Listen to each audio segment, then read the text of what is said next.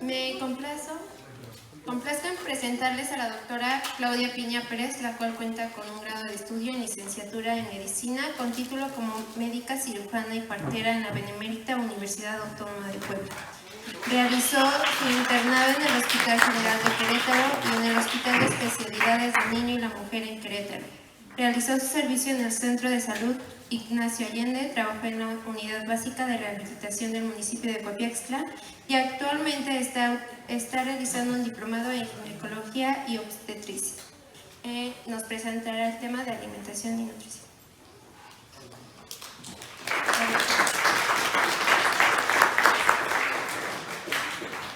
Hola, ¿qué tal? Buenas tardes.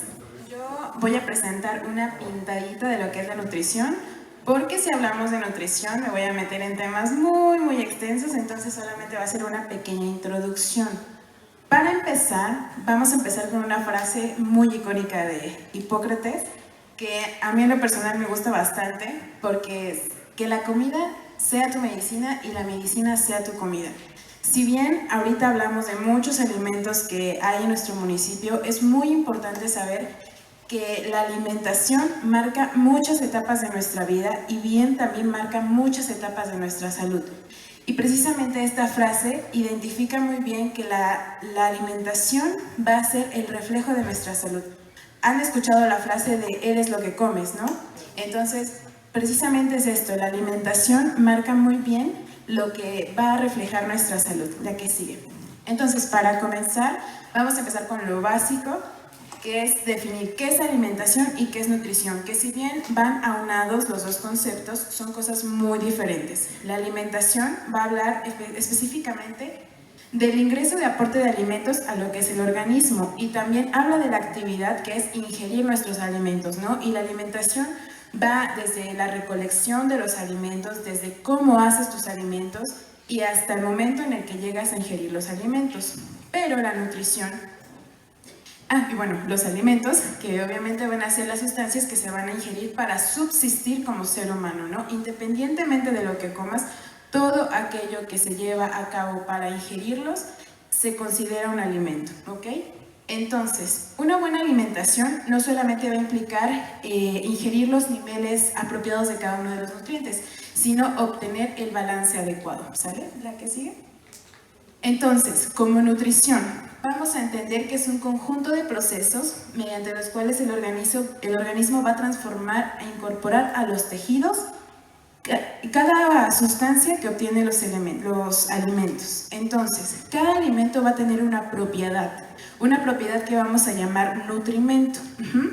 Entonces, ahorita vamos a hablar de todos los nutrimentos que hay dentro de cada alimento, pero dentro de los fines básicos de la nutrición, que además la nutrición es una área que se dedica a ver la calidad de la nutrición en cada ser humano, porque si bien no es lo mismo un bebé de un mes a nosotros como seres humanos o una persona de la tercera edad, ¿bien? ¿Por qué? Porque dentro de los primeros 6 meses de vida de un niño, el alimento básico es la leche materna. ¿Por qué? Porque la leche materna le va a proporcionar ácidos grasos, proteínas, lípidos, fibra dietética que va a necesitar para que su organismo se vaya acoplando y entonces lleguemos a la dieta complementaria, que es a partir de los 6 meses. A partir de los 6 meses empezamos con esta dieta complementaria que anteriormente llamábamos lactación, ahorita ya no, ahorita ya se llama dieta complementaria. ¿Por qué? Porque vamos a ir introduciendo un poquito de los alimentos que normalmente vamos a llegar a consumir. ¿Esto para qué? Para el crecimiento, para la maduración, para todo lo que conlleva a nuestro cuerpo humano. Entonces, uno de los fines básicos es suministrar la suficiente energía para que nuestro organismo todo el tiempo esté activo, porque a veces hasta para descansar necesitamos esa energía, ¿ok? Otra, va a proporcionar los materiales necesarios para la formación, renovación y reparación de estructuras corporales. Desde la más pequeñita célula hasta el componente más grande que puede ser el cabello, los músculos, los pies, las uñas, todo necesita una proteína para que tú puedas seguir creciendo, puedas seguir madurando y llegar a una vida adulta. Otra va a suministrar las sustancias para regular el metabolismo. El metabolismo pues es precisamente el poder desdoblar todos estos nutrimentos y que se puedan difuminar, por decirlo así, en todo nuestro cuerpo humano, ¿ok? Entonces, ya hablando de nutrientes, como tal los nutrientes los vamos a dividir en energéticos y no energéticos.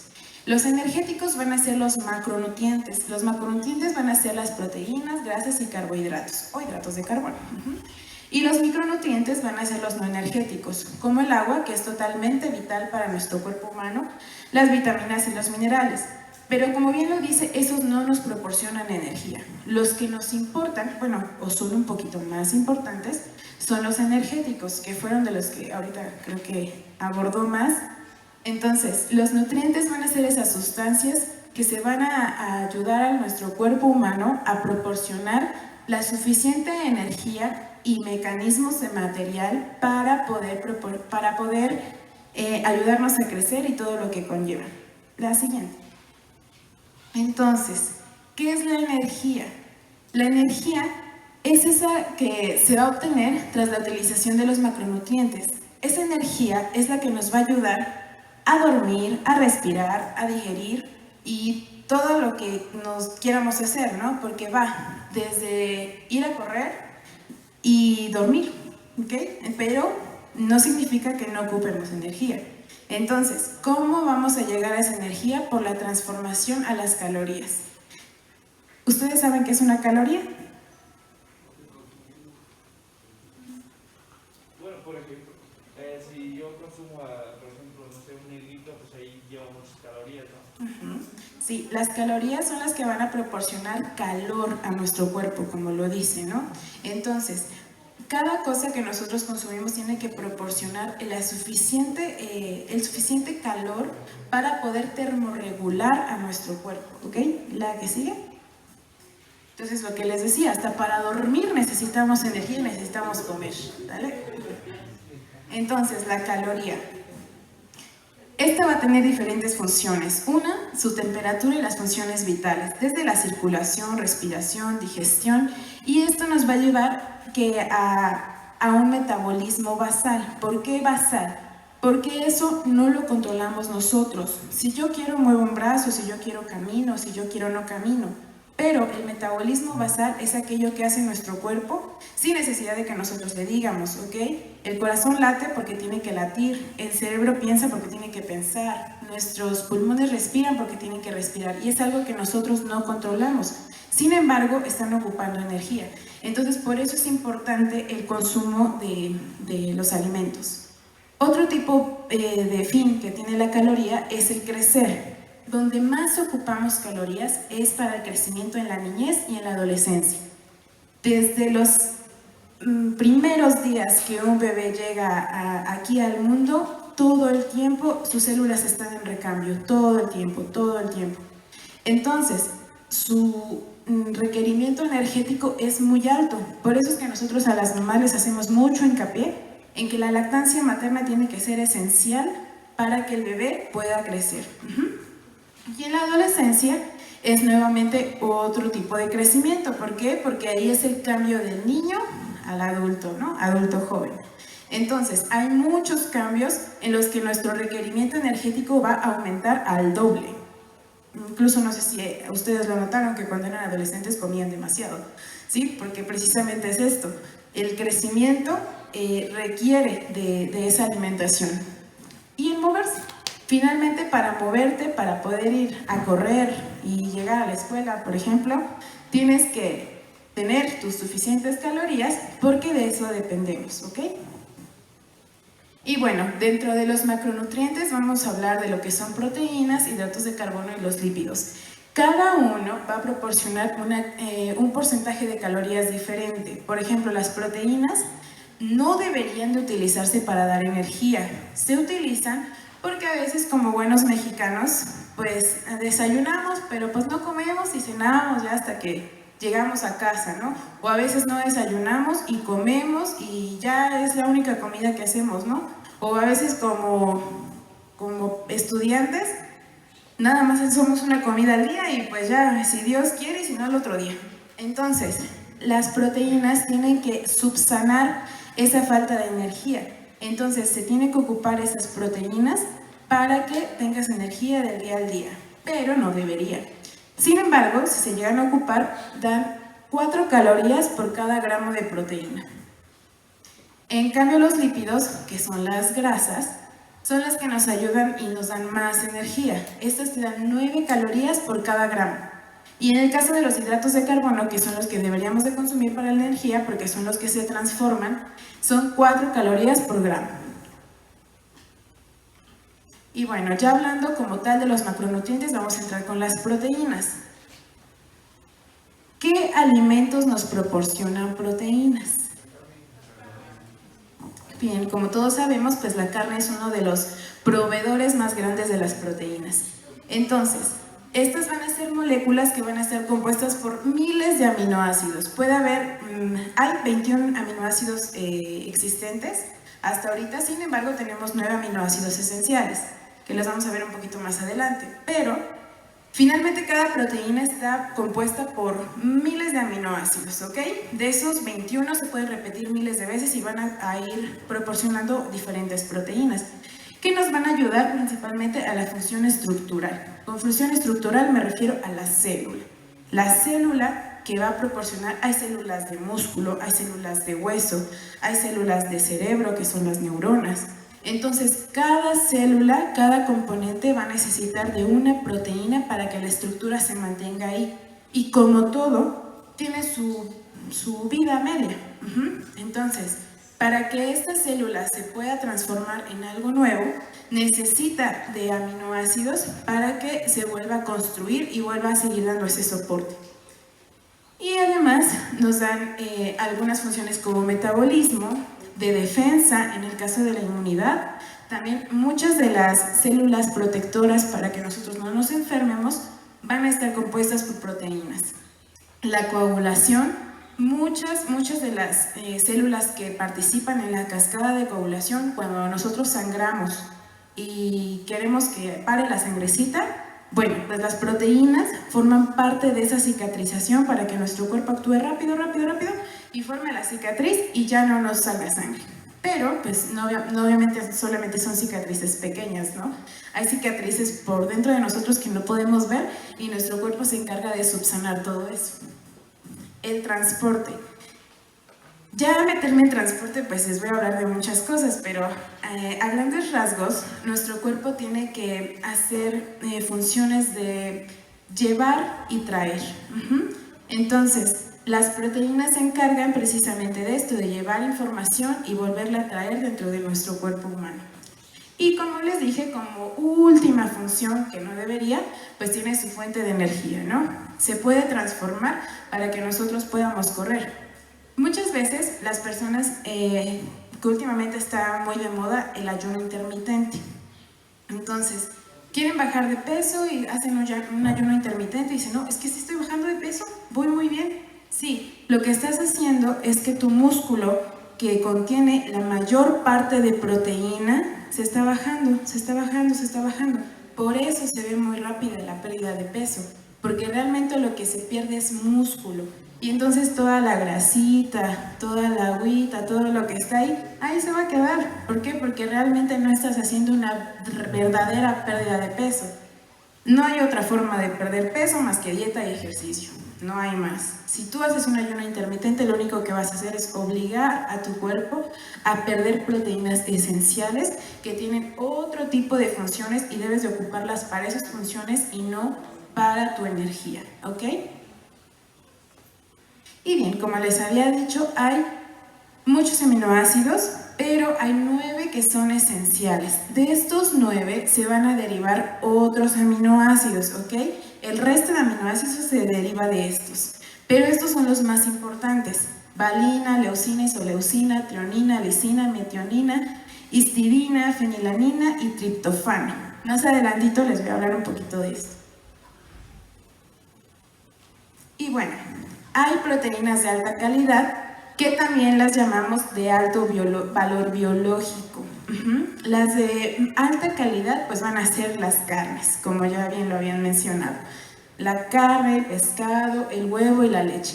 La mayoría de proteínas grandes van a venir de origen animal, pero no solamente de ahí podemos obtener proteínas. También, como ya lo había mencionado, hay muchos cereales, muchas legumbres que nos van a proporcionar estas proteínas. Entonces, los cereales y las legumbres, como tal, van a contener todos los aminoácidos esenciales, pero es importante la combinación, porque un cereal por sí solo no te va a dar todos los aminoácidos que tu cuerpo necesita. Entonces, por eso es necesaria la combinación de estos cereales. Algunos otros, como los vegetales, también contienen proteínas, pero están en muy baja calidad. O sea, la verdad es que el contenido de estos aminoácidos son muy pequeñitos, son cadenas cortas. Entonces, ¿qué es bueno? Pues hacer la combinación de estos tres, ¿no? La carne, cereales y vegetales. Más adelantito vamos a ver lo que pasó aquí en México, por ejemplo. El maíz como tal si bien es una fuente muy grande de energía porque contiene muchas proteínas, pero no las suficientes. Incluso se consideraba un alimento deficiente. Pero ¿qué pasó? Que México empezó a ocupar la nixtamalización, el famoso nixtamal. Entonces, cuando se empieza a hacer el nixtamal, se le agrega cal al maíz, ¿no? Bueno, todos creo que sí saben, ¿no?, cómo se hace el nixtamal. Entonces, se agrega cal. ¿Qué agregamos? ¿Qué piensan que agregamos con la cal al maíz? Calcio, exactamente. Entonces, cuando tú te haces un taquito, digamos, de frijoles, ¿qué creen que contengan los frijoles, más o menos? Tienen sodio, pero aparte tienen un elemento, un aminoácido muy importante, se llama triptofano, que es un elemento básico dentro de los aminoácidos que habíamos mencionado. Entonces, hacer la combinación del maíz, el frijol, que la salecita y eso, ya hace un conjunto de proteínas, de aminoácidos, que nos puede dar lo suficiente. Entonces, es un ejemplo de cómo combinando cada uno de los cereales podemos obtener lo esencial para nosotros, ¿ok?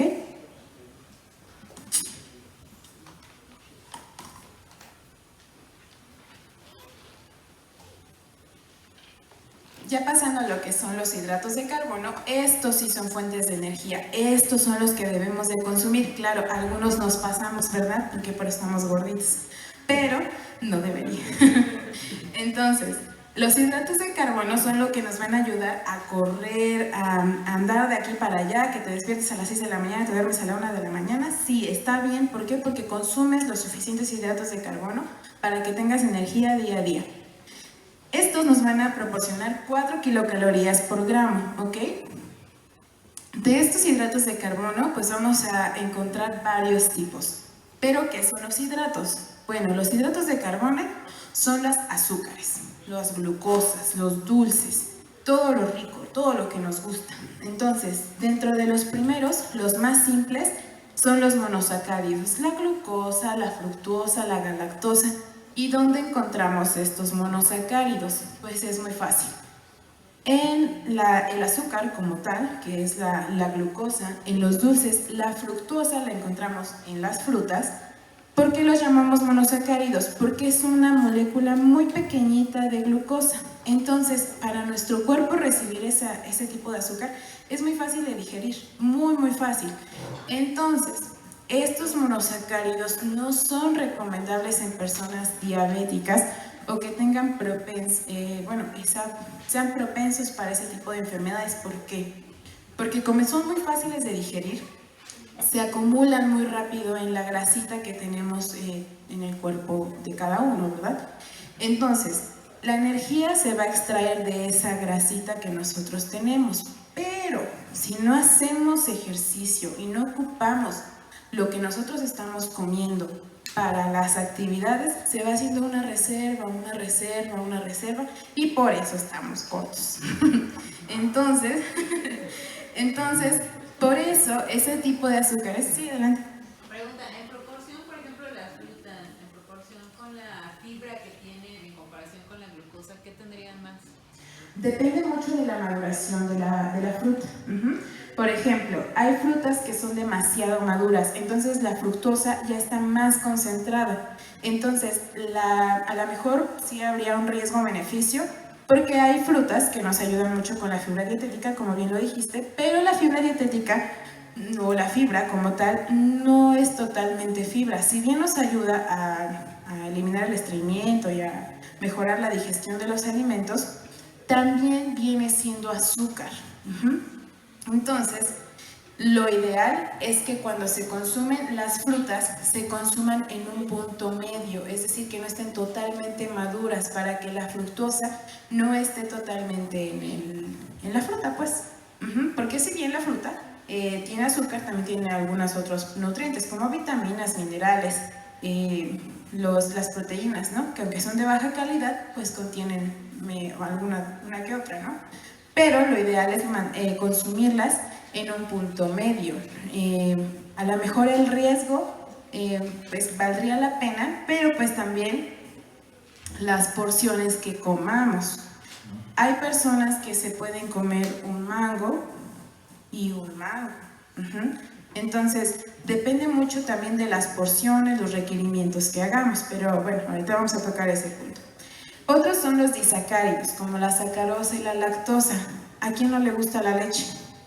Es muy difícil encontrar personas que no tomen leche, ¿no? Pero también están los quesos, yogures, la mayoría, por alguna u otra cosa, llegamos a consumir lácteos. Este tipo de azúcares, pues ya contienen 2 moléculas de glucosa. Entonces ya es un poquito más difícil para el cuerpo humano digerirlos, pero sin embargo también son fáciles de digerir porque son poquitas moléculas de glucosa. Los polisacáridos ya son azúcares buenos. ¿Por qué? Porque ya tienen muchas moléculas de glucosa, entonces a fuerza nuestro cuerpo tiene que digerirlo. A nuestro cuerpo le gusta lo fácil, las glucosas como azúcares fáciles, pero cuando entran los polisacáridos, que son azúcares grandotas, a nuestro cuerpo dice, chin, ahora tengo que trabajar más porque tengo que extraer el azúcar y la fibra. Entonces, para nuestro cuerpo es más complicado, pero es mejor porque tarda un poquito más y extrae las azúcares que son esenciales para nuestro cuerpo. Dentro de esos polisacáridos encontramos el maíz y el arroz, que son los cereales que más o menos nos van a ayudar a esta digestión de este tipo de hidratos de carbono.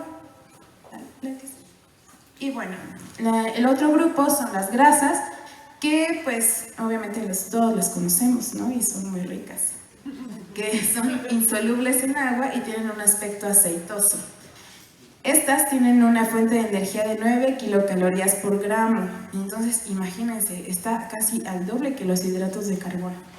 Estos tienen como característica que se van a acumular en nuestro cuerpo como triglicéridos. Yo creo que alguna vez han escuchado de algún familiar que tenga hipertrigliceridemia, ¿no? Pues es precisamente por esto, por el alto consumo de grasas. No estoy diciendo que consumir grasas sea malo, porque todos necesitamos del colesterol y de las grasas para vivir. Hay de grasas a grasas, hay grasas buenas y grasas malas, ¿no? Pero pues algunos abusamos de las malas. Entonces, las grasas nos van a ayudar a las estructuras de las membranas celulares. El colesterol es la base de la célula. Nuestra célula contiene muchas cosas, pero la que la mantiene bonita, redondita y todo bien es el colesterol. Entonces, esa forma parte importante de las estructuras. También nos va a ayudar a la absorción, el transporte de vitaminas liposolubles. Ahorita vamos a hablar de ese tipo de vitaminas. Y también forma parte de las hormonas. Nosotras mujeres ocupamos mucha grasita para los estrógenos. Los estrógenos, para los hombres en su caso es la testosterona.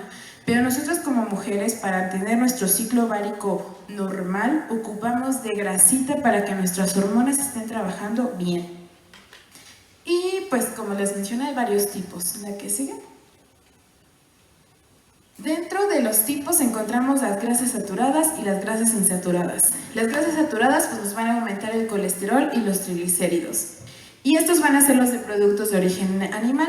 Grasa de carne, el tocino, la mantequilla, manteca, queso, yema de huevo y bueno, pues todo lo rico, ¿no?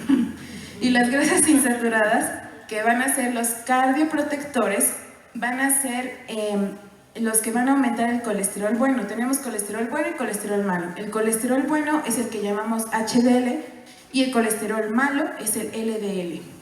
Pero bueno, para explicarles eso está muy largo. Entonces, dentro de las insaturadas vamos a encontrar tanto monoinsaturadas como poliinsaturadas. Estas grasas son las que nos van a ayudar a proteger nuestro corazón. ¿Por qué? Porque contienen ácidos grasos omega 3 y omega 6. ¿Y de dónde hemos escuchado que obtenemos este tipo de ácidos grasos? De los pescados, del atún, ¿no? Entonces, esos ácidos grasos nos ayudan a que nuestra grasita que tenemos sea buena, para que nuestro omega 3 y omega 6 ande trabajando y tengamos buena cohesión en nuestras células. La que sigue. Y bueno, ya pasamos a lo que son las vitaminas, que estas son sustancias pequeñitas, ¿no? ¿Cuántas veces hemos ido al doctor y decimos, doctor, no sea malito, es que tengo, como que siento que me faltan unas vitaminas? Todos lo hemos hecho, ¿no? Entonces, estas vitaminas se van a dividir en vitaminas liposolubles y vitaminas hidrosolubles. Las liposolubles pues van a necesitar de grasita para poder absorberse. Dentro de las liposolubles tenemos la vitamina A, D, E y K. Y de las hidrosolubles tenemos todas las del grupo B, que son bastantes. Incluso me imagino que muchos aquí me voy a poner un complejo B.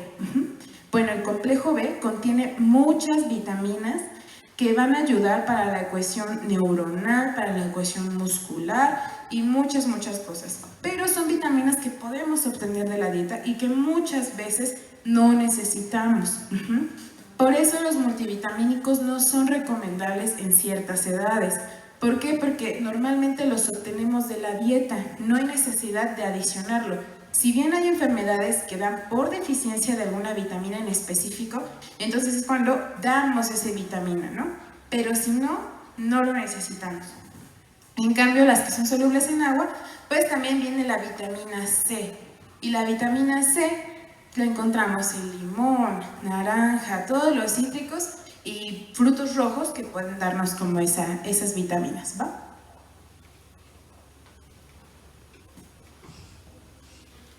Y bueno, ya entrando ya en los finales, que son los micronutrientes, tenemos a los minerales.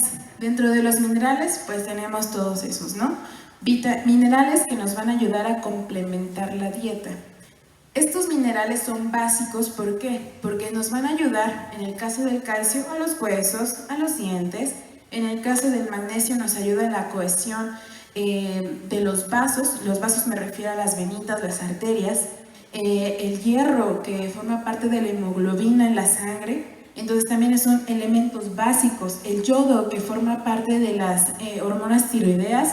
Aquí todos tenemos una glandulita que se llama glándula tiroides, que es la que nos ayuda a regular parte de las hormonas, y si no es que parte, la mayoría de las hormonas dentro de nuestro cuerpo, y el yodo es una parte importante de eso. El potasio, que nos ayuda para el recambio celular, recambio de agua, el fósforo, el flúor, que también es importante para los dientes, el zinc es muy importante para la inmunidad porque va a aumentar las células para que nosotros no nos enfermemos, lo mismo que el sodio. El sodio, pues, como todos sabemos, pues nos ayuda para la hidratación y mantener esa cohesión en las células. Y bueno, como ya les había mencionado, aquí en México la alimentación base era el maíz desde tiempos prehispánicos, ¿no? Antes de la colonización, antes de todo, pues fue el maíz. Este es una base por la tortilla, ¿no? Lo que hasta la presente seguimos consumiendo. Y como ya les había comentado, pues era deficiente de aminoácidos. Entonces, ¿qué hicieron? Se combinaron con otros alimentos como el amaranto, que es alto en lisina y en metionina, que son aminoácidos esenciales, que ya lo habíamos visto. Y lo mismo con el frijol, que son ricos también en lisina y triptofano. Entonces, todos estos aminoácidos esenciales dentro de los alimentos en combinación nos pueden dar una buena calidad de alimentación. Y últimamente lo que ha pasado es que México se ha industrializado bastante. ¿Por qué? Porque si antes bien se consumía la tortilla de maíz, ahora se consume la tortilla de harina. Y entonces, en la harina, por ejemplo, el gluten, son azúcares que son disacáridos, como ya se los había mencionado, son azúcares fáciles de digerir. Y entonces, ¿qué va a hacer esto? Pues solamente se va a acumular en el cuerpo, ¿no? Y no nos va a dar los nutrientes suficientes como por ejemplo el maíz, que nos aporta aminoácidos y energía al mismo tiempo, nos está quitando como parte de eso.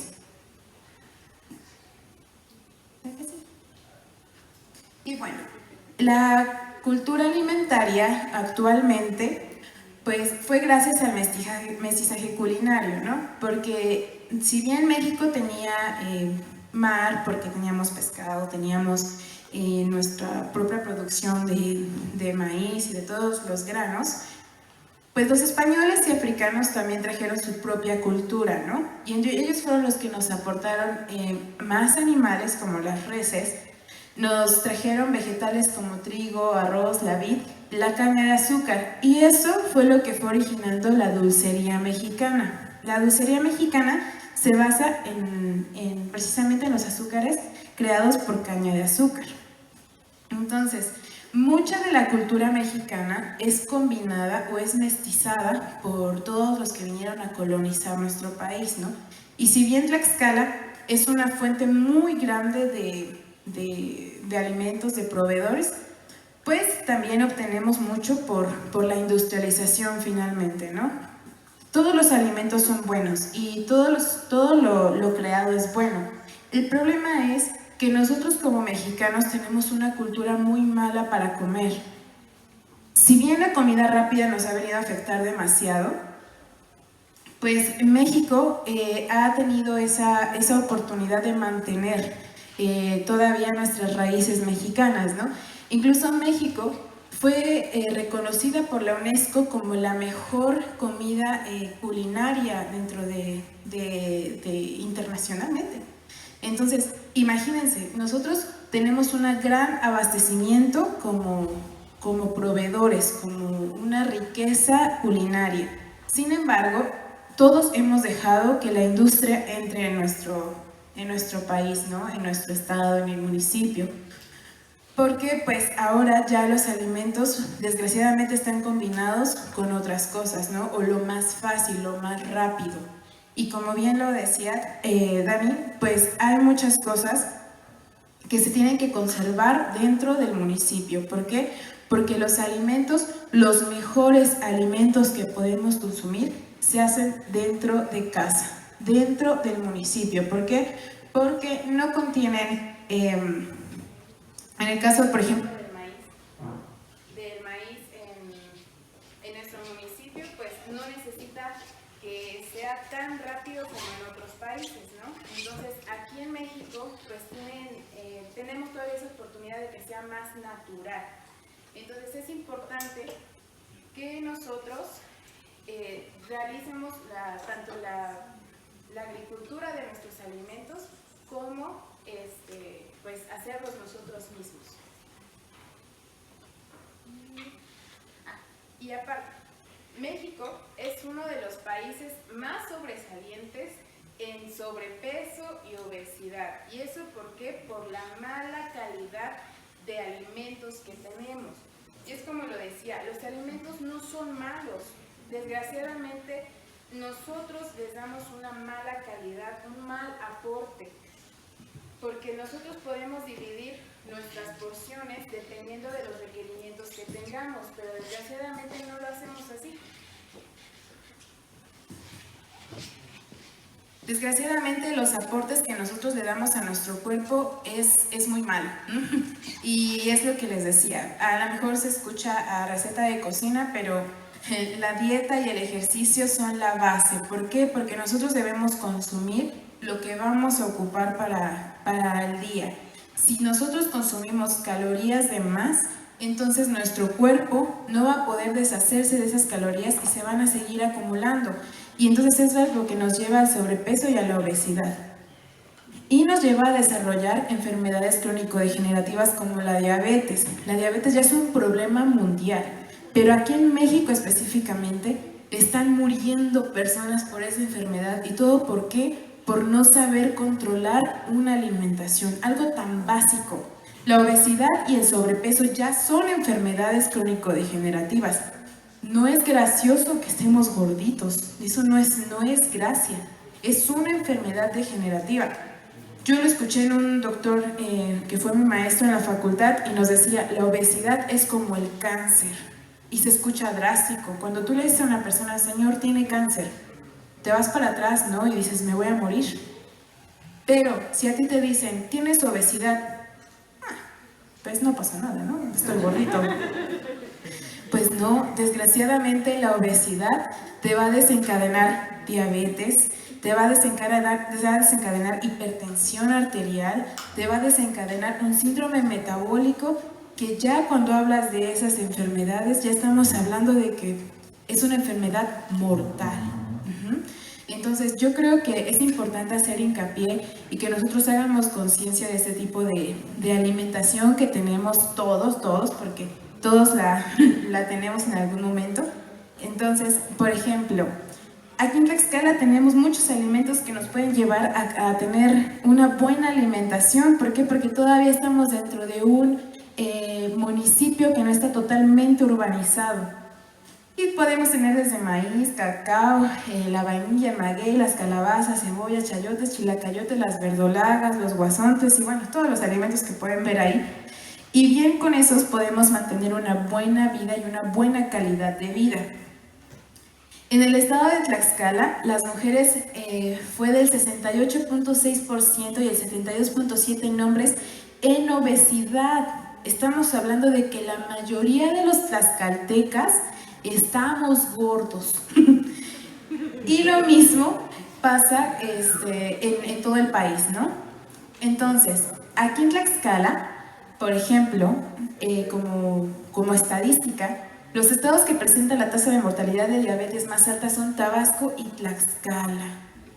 Entonces, sí sobresalimos Tlaxcala, Tlaxcala sí existe, pero porque nos estamos muriendo. Tenemos 17.55 y 15.97 por cada 10,000 habitantes. 10,000 habitantes en Tlaxcala, 16 habitantes de 10,000 se están muriendo por diabetes. Entonces, yo creo que es un buen momento para que nosotros hagamos conciencia, no solamente de la nutrición, de la calidad, del tipo de alimentación, de la variedad gastronómica que tenemos aquí en el municipio, sino también para que nosotros vayamos controlando esa ingesta y que nosotros vayamos controlando esas cantidades para que no seamos una estadística más en nuestro país. ¿Sale? Muchas gracias.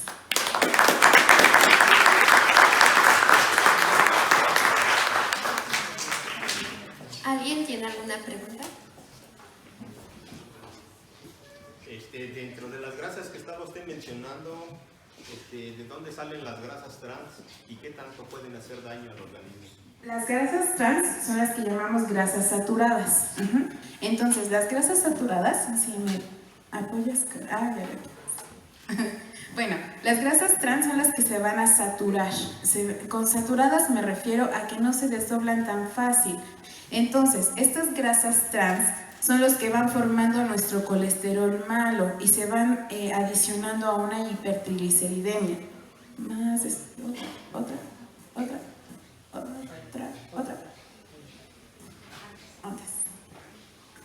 Ahí. Entonces, las grasas saturadas son las que llamamos grasas trans. ¿Por qué?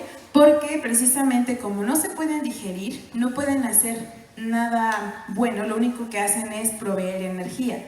Pero si nosotros comemos grasas trans de más, lo único que van a hacer es que se van a acumular en la grasa del cuerpo. Todo nuestro cuerpo tiene grasa. ¿Por qué? Porque tiene que tener grasa protectora. Nosotros tenemos grasita encima de los músculos para que no se dañen, tenemos grasita en el abdomen para que nuestros órganos se mantengan en su lugar. En todos lados tenemos grasita, pero esas grasas trans que nosotros comemos se van acumulando en esa grasa. ¿Dónde se acumulan más? Pues es en la pancita. Entonces, ¿por qué hacen daño? Porque precisamente por el aumento que tenemos, la reserva que vamos haciendo de estas grasas, va aumentando los triglicéridos y el colesterol. Y una vez que aumentan los triglicéridos y el colesterol, vamos dañando uno de los motores más grandes que tenemos en el cuerpo, que es el corazón. El corazón, cuando nosotros aumentamos los triglicéridos, se van haciendo bolitas de grasa. Bolitas que van creándose en el cuerpo porque pues ya no tienen dónde acumularse y empiezan a viajar todo el torrente sanguíneo.